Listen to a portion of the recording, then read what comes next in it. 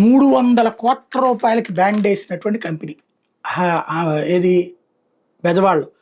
అద్విక అంటే అద్భుతం, మీ నమ్మకమైన పెట్టుబడికి ఒక చక్కటి మార్గం అంటూ భారీ ఎత్తున ప్రచారం చేసిందట అద్వైక ట్రేడింగ్ కంపెనీ. ఇది నమ్మి పెద్ద ఎత్తున డబ్బులు పెట్టిన వాళ్ళని ఎత్తిన టోపీ పెట్టింది. విజయవాడలో డిపాజిట్ల పేరుతో దాదాపు 300 కోట్లు వసూలు చేసి బోర్డు తిప్పేసినట్టు సమాచారం అంట. ఈనాడు రాసుకొచ్చింది. రిజర్వ్ బ్యాంక్ నుంచి ఎటువంటి అనుమతులు లేకుండా స్కీములు నిర్వహిస్తూ నగదు సరిగా చెల్లించకుండా ప్రజలు మోసగిస్తున్నారంటే వచ్చిన ఫిర్యాదు మేరకు నగర పోలీసులు రంగంలోకి దిగారు. నిర్వాహకుడు తాడేపల్లి వెంకటాదిత్యతో పాటు మరొకరిని అదుపులో తీసుకున్నారు.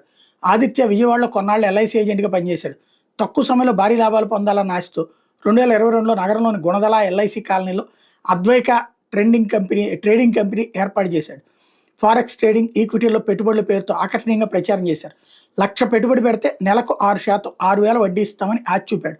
కృష్ణా, ఎన్టీఆర్, ఏలూరు జిల్లాల్లో భారీ సంఖ్యలో ఏజెంట్లను నియమించడంతో పాటు సామాజిక మాధ్యమాల్లో సోషల్ మీడియా ఇన్ఫ్లుయెన్సర్లతో పెద్ద ఎత్తున ప్రచారం చేయించాడు.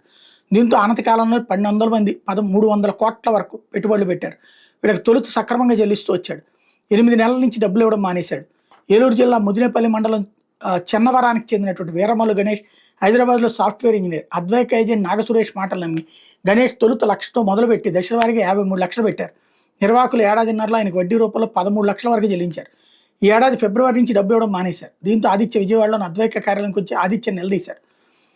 త్వరలోనే ఇస్తానని చెప్పి పంపించాడు. ఎన్నిసార్లు వెళ్ళినా సరైన సమాధానం చెప్పడంతో పోలీసులు ఆశ్రయించారు. వాళ్ళు ప్రాథమిక దర్యాప్తు చేసి ఆదిత్యను అదుపులో తీసుకున్నారు. అతను ఇచ్చిన సమాచారం మేరకు మరొకరిని కూడా అదుపులో తీసుకున్నట్టు తెలిసింది. విచారణ అనంతరం టాస్క్ ఫోర్స్ పోలీసులు ఆదిత్యను మాచవరం పోలీసులకు అప్పగించడంతో కేసు నమోదు చేశారు. నిందితులుగా ఆదిత్యతో పాటు నాగసురేష్ని చేర్చారు. వసూలు చేసిన డబ్బును ట్రేడింగ్లో పెట్టుబడి పెట్టి నష్టపోయానని నిందితుడు వెల్లడించినట్టు తెలిసింది. అయితే ఆ సొమ్మును పక్కదారి పట్టించారనే కోణంలో పోలీసులు దర్యాప్తు చేస్తున్నారు.